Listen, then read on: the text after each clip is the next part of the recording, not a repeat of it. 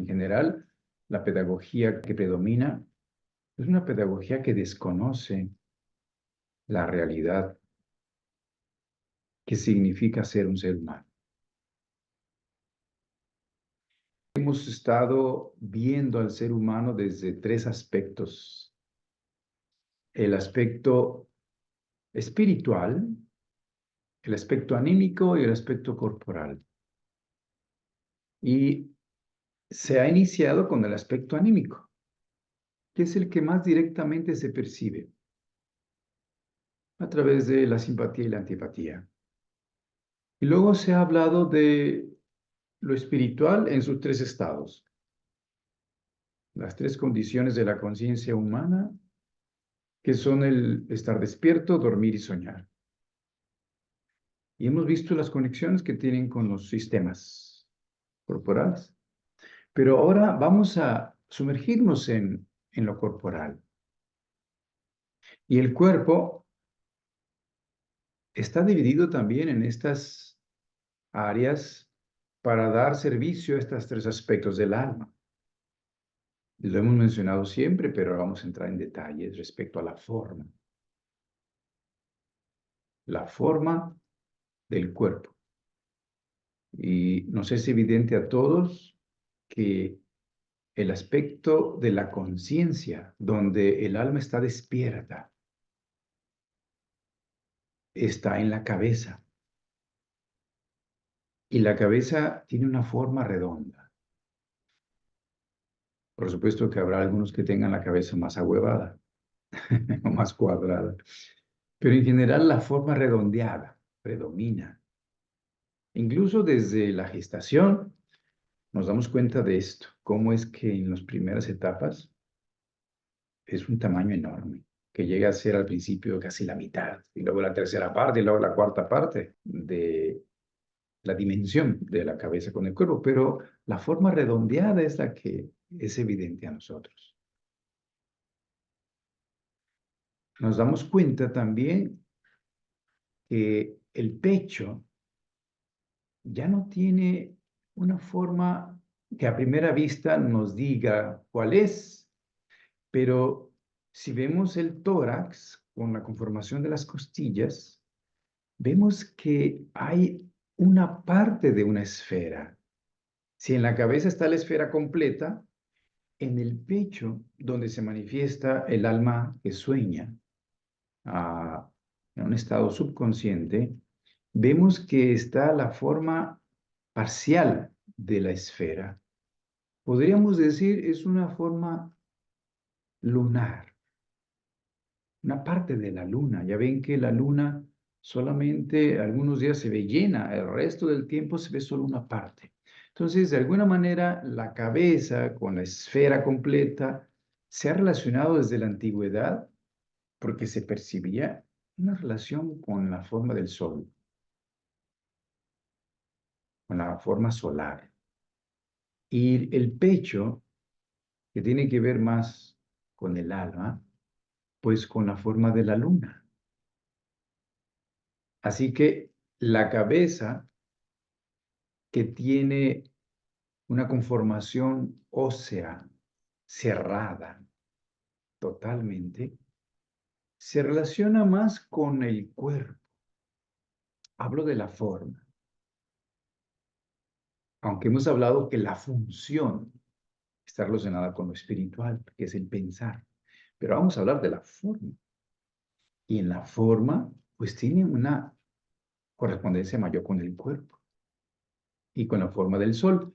En el pecho tenemos la correspondencia con la forma de la luna, que es una parte de la esfera solamente. Ya ven que la forma de la luna, en cuanto al símbolo, es distinta a la del sol. En el sol tenemos un círculo completo y un punto en el centro. Ese es el símbolo astrológico del sol. Y el símbolo de la luna es una parte de la esfera, una media circunferencia, y otra que le complementa. Es un gajo, una hoz. Y cuando nosotros observamos la diferencia o la comparación, pues vemos que aquí, así como la cabeza está cerrada totalmente, en el pecho hay algo que está abierto y es la parte ventral, la parte de adelante. No está totalmente cerrada, como la parte dorsal, la parte posterior, que se une a las vértebras, a la columna. Vemos ahí que se manifiesta lo corporal porque está cerrado, pero en la parte anterior está abierta. Entonces allí se manifiesta más lo anímico. Por eso se dice que se corresponde más con alma y cuerpo en el pecho. Y por supuesto, vemos que la abertura está más hacia abajo, cuando se acerca más a la voluntad, al abdomen, donde las costillas no logran su propósito de cerrarse totalmente. Y arriba sí logran cerrarse un poco más, ¿sí? Como son está más acerca del cuello. Entonces tenemos pues que en la cabeza se corresponde con el cuerpo, el tórax con el cuerpo y el alma, y el abdomen tiene relación con la voluntad. Y hemos visto que está abierto totalmente. Así como la cabeza está cerrada, el abdomen está abierto. Pero aquí vamos a ver la conexión con las extremidades para ver específicamente esto de la forma. Y las extremidades pues tienen una configuración lineal, rectilínea, en donde si el círculo está completo en la cabeza, en el pecho una parte del círculo está visible, en el abdomen y en las extremidades el círculo ya no es visible, pero ahí está. Aquí es donde entra esta parte escabrosa de su consideración, porque pareciera que empezamos a especular que hay un círculo allí. Y es que estamos hablando de que el cosmos, si lo queremos concebir, el universo, ¿qué forma le daríamos? De todas las formas que conocemos. Conociendo, mejor dicho, comprendiendo, que el universo es infinito en el espacio. Y hablamos de la forma, pues tenemos que hablar del espacio. ¿Qué forma le daríamos al universo, al cosmos, si es infinito? Necesariamente nuestra inteligencia le daría una forma esférica, porque cualquier otra forma geométrica lo limitaría. O sea, no sería infinito. Para que pueda yo comprender que es infinito, tiene que ser esférico. Y por supuesto no tiene límites, pero es la forma simbólica del universo, que está hacia el infinito, hacia el infinito, hacia el infinito. No puede ser cuadrada, triangular o alguna otra, no puede ser. Es, es así, en esa forma que se ha concebido instintivamente desde la antigüedad y que hace ver que en la cabeza está representada en forma de cuerpo, de un microcosmos, o sea, un microuniverso. El universo ha hecho un reflejo en nuestra cabeza, en miniatura, y esa es la forma de la cabeza. Por eso es redonda y está acabada, cerrada totalmente. Por eso es que ahí está el círculo visible. Pero cuando vamos al tronco, ahí está solamente una parte. No vemos más que una parte a través de las costillas. Y la otra, pues tendremos que imaginarla un poco más lejos, a distancia, relacionando ya algo anímico allí. Pero cuando vemos las extremidades, en relación con el abdomen, en la porción motora y la voluntad, el círculo ya no es visible, pero allí está. Y es por eso que se relaciona con el espíritu, con el alma y con el cuerpo. Así como la cabeza solo con el cuerpo, el tórax solo con el alma y el cuerpo, la voluntad sería espíritu, alma y cuerpo. Y del cuerpo solo se ven las líneas rectilíneas de las extremidades tubulares. Pero las líneas rectas son una parte de la circunferencia. Un radio, podemos decir, el radio. Así que aquí sucedió algo. ¿Qué está pasando? Nada más estamos viendo una parte que es el radio. Por lo tanto, la circunferencia del círculo, la esfera, está en el infinito. Así tenemos que concebirlo. De ahí que es de las más difíciles de lo que se ha tratado aquí. Concebir que en la voluntad se está haciendo una correspondencia con todo el cosmos, el cual se hizo un microcosmos en la cabeza. Ahí sí se ve todo, pero en la voluntad está totalmente en la periferia, en el infinito. Entonces, todos los puntos se encuentran en el universo, en la periferia. Se dice que Goethe, estudiando el cráneo en Italia, intuitivamente empezó a ver que era una metamorfosis de las vértebras. Era como una vértebra metamorfoseada, añadiéndole, ampliándole, cambiándole un poco algo de la forma de una vértebra. En el proceso de la evolución, llamada la filogenia, la ontogénesis, lo primero que se ha formado es la columna vertebral. En ese sentido, como decir, el cráneo es como el clímax, la culminación de una transformación de las vértebras, donde aparece la cabeza, luego el cerebro, algo muy especial que ha ocurrido como una transformación. Entonces, claro, requiere mucha imaginación que la cabeza, viéndola, cómo está hecha por dentro, sería como esa metamorfosis de las vértebras. Es más difícil poder ver las extremidades como una transformación de las vértebras, como una metamorfosis. Pero si nosotros vemos los contrastes entre extremidad y cráneo, hemos dicho que en el cráneo el hueso está por fuera, en la cabeza. Las partes blandas están por dentro. En las extremidades, las partes blandas están por fuera. Y la parte dura del hueso está por dentro, en el centro. Aquí nos va a ayudar a entender este concepto que vamos ahora a introducir sobre la metamorfosis. Porque dice Steiner, nosotros conocemos solamente una parte de la realidad, porque la ciencia se ha materializado. Y es como conocer, por ejemplo, los guantes que usamos, pues solamente por fuera. Y es cierto, ¿quién conoce los guantes que usan en el jardín o en algún lugar por dentro? Nunca los voltea, ¿sí? Solamente conoce la parte exterior del guante. Pero ¿qué tal si le damos vuelta? Entonces podremos ver la parte de adentro del guante.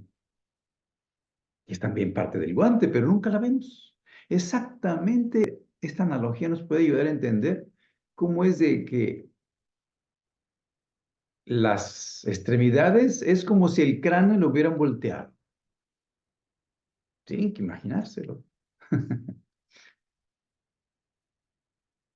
El cráneo tiene por fuera el hueso y tiene por dentro la parte blanda. Las extremidades tienen por dentro lo duro, el hueso tiene por fuera la parte blanda. Está volteado, como si hubiéramos volteado un guante. Con mucha imaginación, claro. Mucho más complejo porque el guante pues tiene una superficie lisa por dentro. Entonces el cráneo pues tiene muchas partes que entran, que salen, y cuando vemos en una extremidad lo mismo que lo volteáramos, pero le diéramos estas partes de entrada y salidas, volteen una extremidad totalmente. Imagínense que la voltean como un guante y tendrán la forma del cráneo. Qué curioso, ¿no? Esto nos ayuda a entender por qué se dice que la circunferencia que está en la voluntad es invisible, porque se fue hasta los extremos del cosmos. Y entonces, esta cabeza, si la voltean, imagínense que representando la fuerza del Sol, la forma del Sol, el centro de esa esfera está en algún punto, pues en el centro. Está evidente, está claro que el centro de la cabeza lo podemos encontrar, porque es una esfera, es una circunferencia. Pero si la voltean, ¿dónde queda el centro? En la circunferencia, porque lo hemos volteado. ¿En dónde? En el infinito. Porque la cabeza es una representación del macrocosmos. Es solo una idea. Imagínense que la cabeza se voltea y queda lo que está afuera adentro y lo que está dentro afuera. Entonces el punto se va claro en este tamaño definido de la cabeza. Pero váyanse al abdomen donde está solo los radios visibles y en la periferia no se ve, pues hagan de cuenta que volteamos todo y entonces el punto se fue al infinito, donde trabaja nuestra voluntad. Por eso es de que se dice que las extremidades están más conectadas con el espíritu. Y por eso allí se corresponde con cuerpo, alma y espíritu. Quiero aquí compartir una imagen. Ustedes pueden ver ahí tres partes. Tenemos la cabeza, el círculo azul, que dice cuerpo. Tenemos, que es el círculo más pequeño. Tenemos la parte amarilla que correspondería al tórax, en donde se corresponde con el cuerpo y con el alma. Y claro, hemos visto que solo una parte se ve en las costillas, pero aquí se supone que es un círculo más grande. Una parte no se alcanza a ver, es la forma lunar. Y el círculo rojo, que es el más grande, representaría el cosmos, el infinito, donde está cuerpo, alma y espíritu representados. Es importante esta imagen que se tenga en mente cuando uno estudia en estos conceptos, porque podemos decir que esta representación del espíritu nos conecta con toda la periferia infinita del universo, donde está conectada la voluntad. Por eso la puse de color rojo. Y la cabeza, que representa más el cuerpo terrestre del cosmos, pues la puse con el color más frío, que es el azul. Y el intermedio sería lo anímico. Será la parte corporal y la parte anímica. Las líneas que ven allí son los radios de las extremidades, de alguna manera conectados con la parte que salen del tronco, la parte superior y la parte inferior. Nosotros tenemos en cierta manera extremidades en la cabeza, y son las mandíbulas, pero son como extremidades atrofiadas. Estas extremidades no tienen más que una función, la del hueso, la parte dura. En el caso de las extremidades, pues lo importante es el músculo y la sangre, donde está conectada la voluntad, que es la función principal de la extremidad. Pero en la cabeza es distinta porque está más conectada con la función intelectual, con la función pensante, cognoscitiva. Por lo tanto, está atrofiada la parte muscular, por eso no tenemos tanto músculo aquí, ni tenemos el elemento de la sangre tan predominante como sería en las extremidades. Entonces, esto nos sirve como idea para entender cómo es de que nosotros tenemos una conexión realmente con estos tres aspectos del universo. Y cómo es de que el ser humano ha materializado su concepción de estas funciones, porque desde el 869, dice Steiner, en el concilio de Constantinopla, la iglesia tenía mucha influencia y mucho poder en el mundo, al grado que quitó la circunferencia más grande que representa lo espiritual, diciendo que el ser humano solamente es cuerpo y alma, aunque el alma todavía con un aspecto espiritual que le quedó, pero quitó gradualmente de la concepción humana lo espiritual y dejó solamente la parte del medio, el tórax, y la parte de la cabeza. Esto parece algo irrelevante, pero las ciencias naturales se materializaron principalmente bajo la influencia de la Iglesia, que fue la primera que se materializó en el concilio, afirmando que el ser humano no es más que cuerpo y alma. En esta concepción que hemos hecho de estas tres figuras, recuerden que si decimos que la cabeza es el sol y el tórax es la luna, y las extremidades son líneas como radios, ahí conectamos la Tierra en un sentido, porque decimos sol, luna, tierra, en cierta manera, porque las líneas, cuando se cruzan, forman el símbolo de la Tierra en astrología. La luna, pues dos medios círculos y el sol un círculo completo con el punto en el centro. Pero esta concepción de lo espiritual fue anulado, eliminado, y esto ha hecho incluso que los seres humanos se adhieran a la teoría de la evolución materialista que dice que venimos del animal.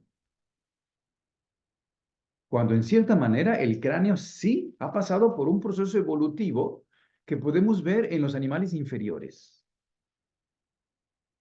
Que se podría decir que lo único del ser humano que ha tenido una relación, una evolución relacionada con lo animal sería el cráneo, que es lo más aterrizado. Pero los brazos se insertaron después, al igual que el tórax. Primero el tórax y luego las extremidades, que fue lo último y que es exclusivamente humano. Esto es lo que la ciencia espiritual complementa a esto de afirmar que nosotros, todo el organismo, la forma humana, que se le aparece una aberración a Steiner, decir que las extremidades también vienen del desarrollo desde el animal, cuando es lo más conectado con lo espiritual, típicamente humano, con la voluntad humana. Así que esta concepción hizo incluso creer que los sentidos captan desde un punto de vista mecánico la sensación, o sea, la función sensorial. Vamos a ver, por ejemplo, el sonido. Se piensa que el sonido es captado porque el aire se está moviendo. Hay ondas que mueven el aire y dependiendo si la onda es muy grande, el sonido es más grave y si la onda es más pequeñita, puede ser más agudo la percepción. De tal manera que entonces entra por el oído y se mete por el nervio y sube al cerebro y decimos, pues, escuchamos un sonido. Pero lo que se desconoce es que en realidad nuestra cabeza tiene una particularidad que es que no debe moverse. Ya hemos dicho que internamente todo está así configurado para que esté quieta. Y esto permita el poder pensar, a diferencia de la voluntad, donde en el intestino todo se mueve, por ejemplo, en el abdomen. Hay reproducción celular, hay movimiento constante, y si se deja de mover, podremos morir. Y si la cabeza por dentro se moviera, pues sería una conmoción cerebral. Entonces, la cabeza está de tal manera dispuesta que está puesta sobre los hombros para que no se tenga que mover, y entonces sea movida con el cuerpo. como transportada, como si nos subiéramos a un tren. Imagínense, al Tren Maya. Ya ven que ahora ya tenemos Tren Maya. Y nos subimos al tren. Y entonces el tren se está moviendo, pero nosotros vamos quietecitos. Así el alma va dentro, a través de la cabeza, quieta. Aunque el cuerpo se mueva, el alma está quieta, como nosotros nos subimos a un tren. Y el tren puede ir a 100, 180 kilómetros por hora. Incluso nos pudiéramos acostar en el tren. Y es una ilusión la quietud, pero en realidad es una experiencia de quietud, aunque el tren nos vaya desplazando el cuerpo a 100, a 180 kilómetros por hora. Así el alma en el cerebro, en la cabeza, está también experimentando esa quietud para poder pensar. Si no, no podría hacerlo. En relación a lo que acabo de decir del sonido, es por eso, porque la cabeza aquieta todo, lo detiene todo, que nosotros experimentamos el sonido, porque eso que viene moviéndose en el aire, al llegar a la cabeza, se queda quieto. Y al aquietarse, aparece el sonido. Es muy interesante. Porque es a través del no moverse que nosotros hacemos conciencia con la sensación, que en el caso del ojo, las ondas vienen moviéndose, ¿no? Y cuando son muy anchas, pues es el rojo. Y cuando son más angostitas, rápidas, pues es el violeta. Pero en cuanto entran al ojo, el ojo, por estar dentro de un sistema quieto, detiene el movimiento y entonces aparece el color. Y así con los demás sentidos.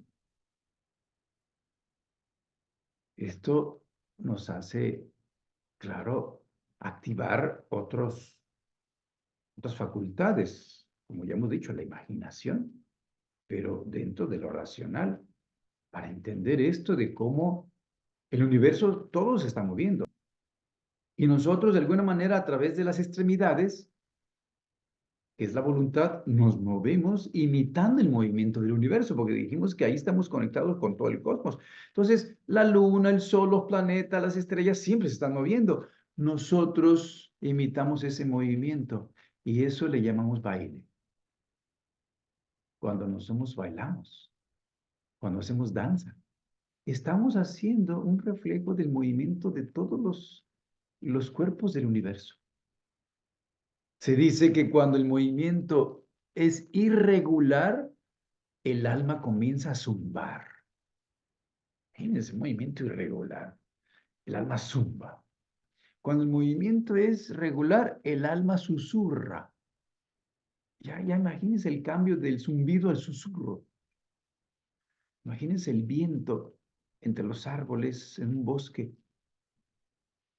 Pero cuando el movimiento es armonioso con todo el universo, aparece el canto. Veamos la diferencia. El alma comienza a cantar. Por eso se dice que las artes musicales son la expresión interna de las artes plásticas que se expresan en el movimiento de las formas. Todo lo que es las formas exteriormente, pues lo captaron muy bien los griegos a través de las esculturas, porque ellos tenían esa conexión especial, directa. Y entonces, en la escultura se manifiesta a través del movimiento también de la danza, una forma que interiormente es sonido cuando se aquieta. Por eso se dice que las artes musicales son la expresión interiorizada de la arquitectura, por ejemplo, de la escultura, de las artes plásticas. Y de allí la comprensión de que cuando nos llega una onda de cualquier tipo, cuando se aquieta, aparece el sonido, aparece el color y aparecen las demás expresiones de la sensación. Por eso es de que esta comprensión del ser humano y del universo se tiene solo parcialmente con los conceptos materializados del mundo, del universo. Y con esto de pensar que hemos volteado las extremidades totalmente para entender la forma del cráneo o las extremidades, pues volteándolas, y de cómo la conexión con el universo es infinita en las extremidades, pues se requiere mucha imaginación. Y ahora, con esto de cómo es de que nosotros, con el movimiento, cuando es armonioso, a través de la danza, internamente se produce el canto, se produce música, se produce sonido. Esto nos debe de hacer entender que la conciencia humana, cuando se conecta a través de la comprensión, emite una vibración frente a los niños que es diferente a cuando un maestro no comprende nada de esto y está frente a los niños solo intelectualmente. ¿Cómo va a percibir un maestro a los niños si piensa que son animalitos perfeccionados porque venimos de los animales? A diferencia de esta comprensión que percibe que los niños es un ser que va más allá que un animal, que está conectado con todo el universo a través de su voluntad y que es lo primero que se manifiesta. Yo voy a empezar a ver en cada niño una conexión, un punto del universo, de la periferia del cosmos, en cada uno de los niños. Lo más sublime manifestado en los niños se puede percibir cuando un maestro está conectado con esos conceptos. Y entonces va a ser realmente de la enseñanza un arte. Porque la enseñanza y la pedagogía no es ciencia. Más que ciencia es un arte. Y el arte se vivencia con el sentimiento. No se puede vivenciar totalmente solo con el pensamiento. Es el sentimiento el que está involucrado. Y es aquí la importancia de todo lo que ya se ha hablado de cómo el niño debe emocionarse, debe sentir todo lo que se le enseña, porque está en una etapa en que solo a través de ese aspecto anímico y a través de la voluntad y del movimiento, podemos impresionar su conciencia para que algún día se transforme en conocimiento.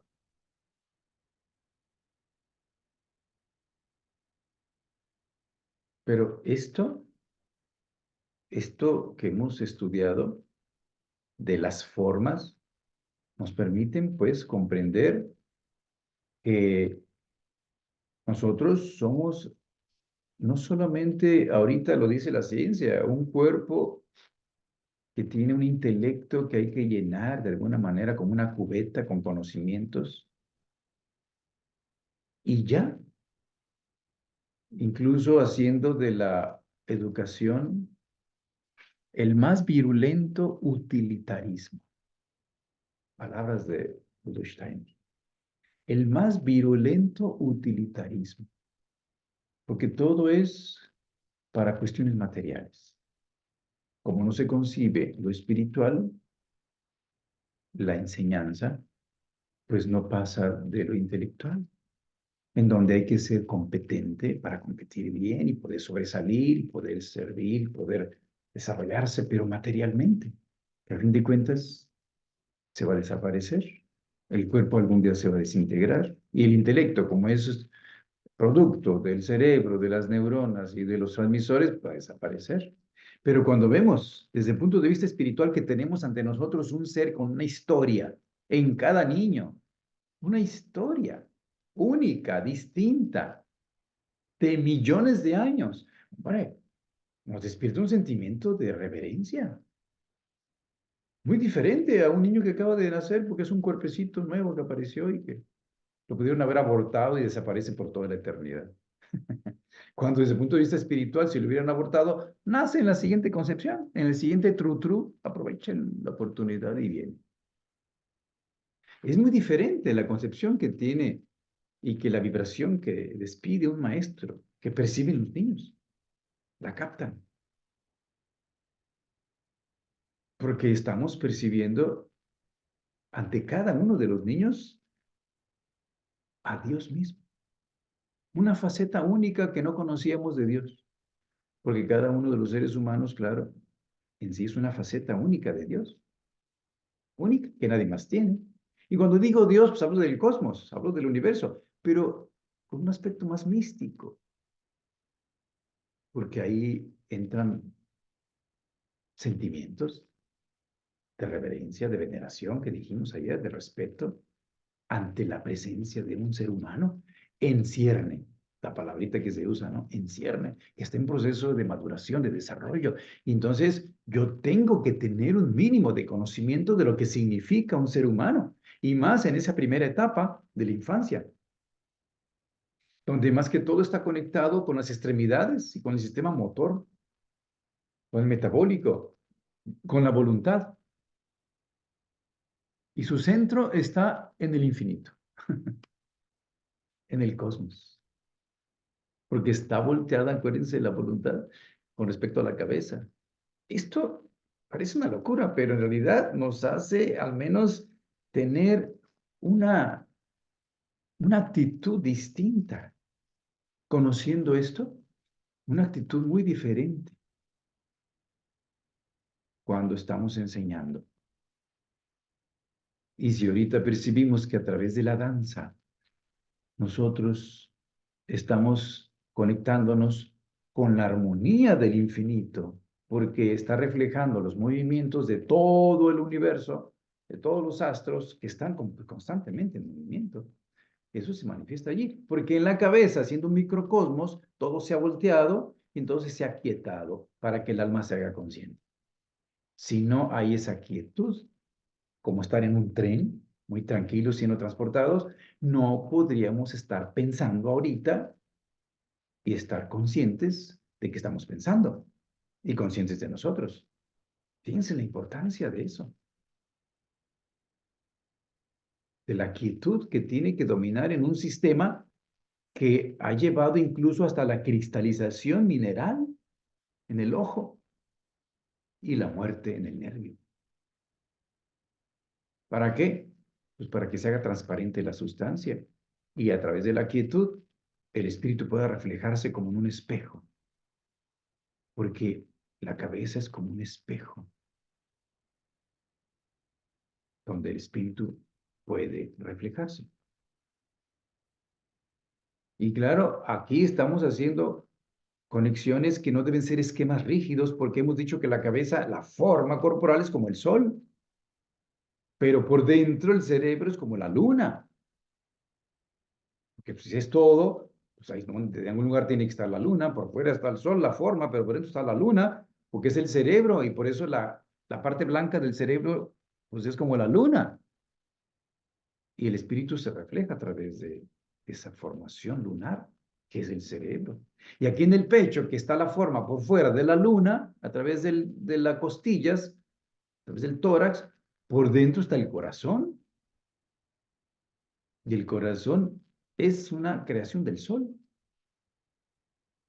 Y es a través del corazón que el espíritu no se ve como reflejo, como aquí, en la cabeza, él se ve en un espejo y dice, ahí estoy. Y aquí en el pecho dice, aquí soy.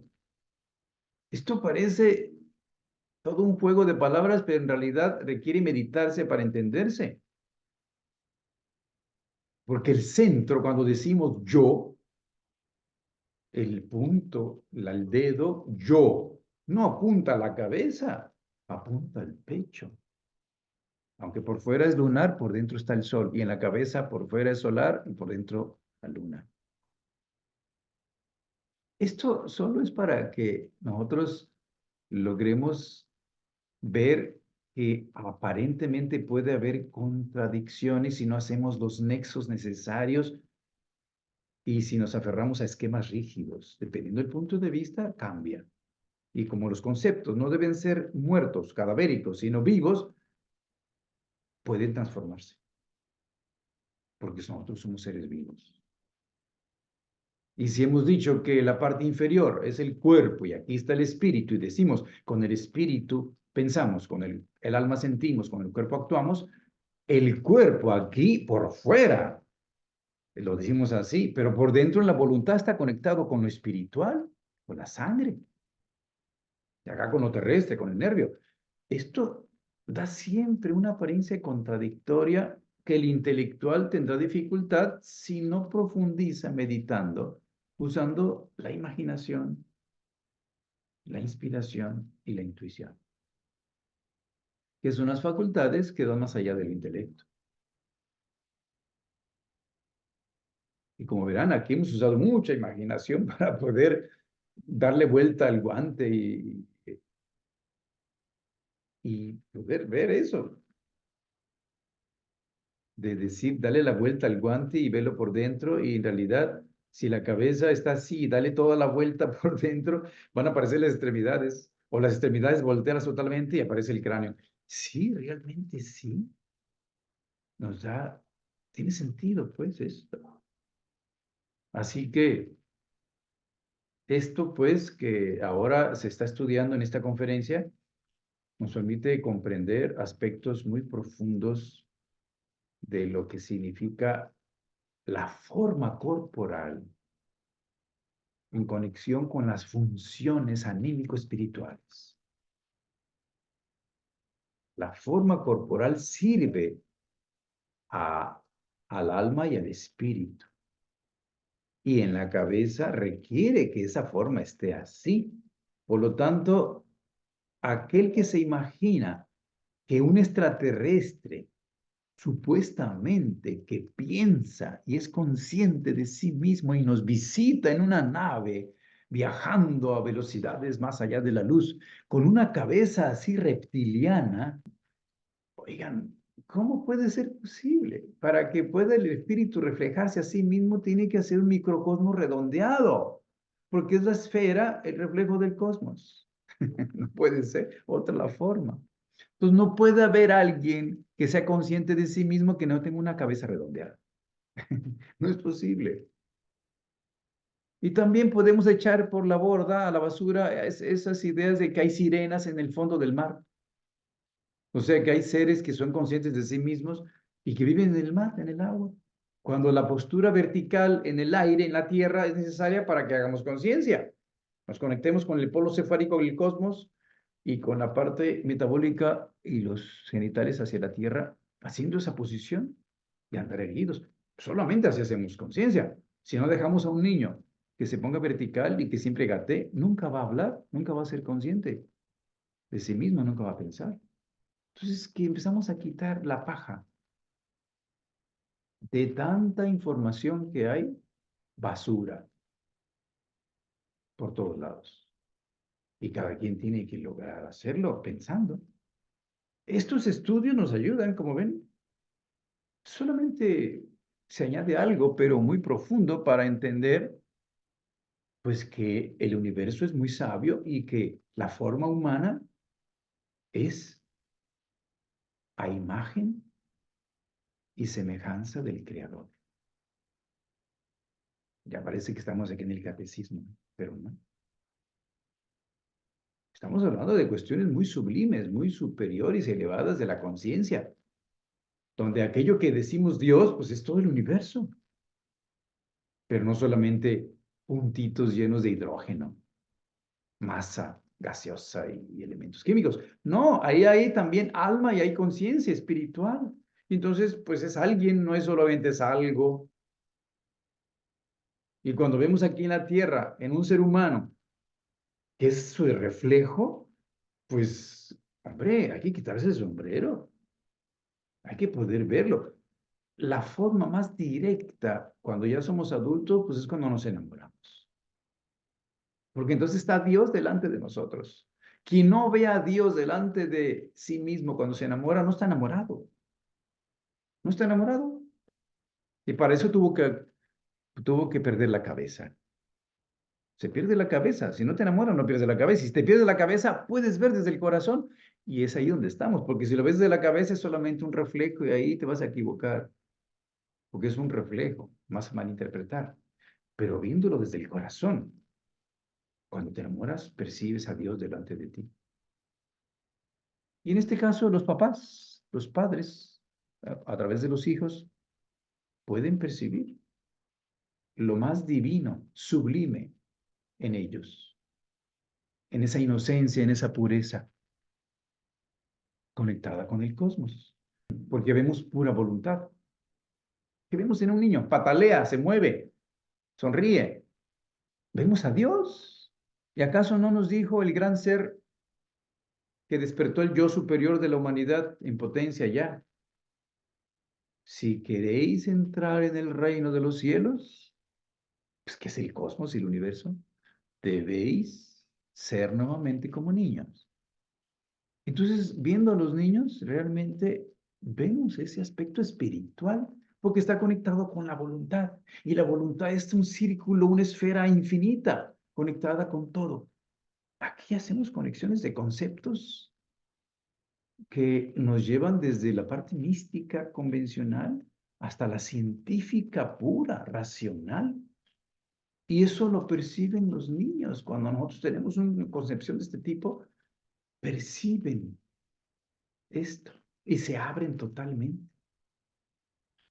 Y entonces la influencia que podemos hacer es muy benéfica sin decir una sola palabra.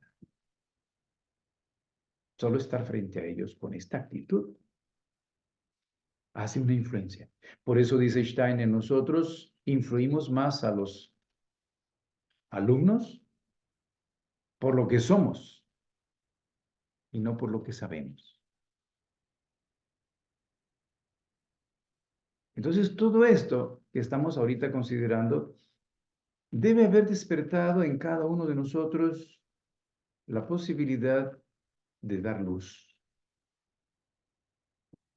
y dar comprensión, conciencia de cuestiones que no se pueden captar si no se estudia. Eso tiene que estudiarse, tiene que sentirse el conocimiento, tiene que captarse y tiene que vivirse en la realidad, en la pedagogía, como un arte que se realiza. Por supuesto que también es ciencia, pero primordialmente es un arte, conectado con el alma, con el sentimiento. Así que bueno,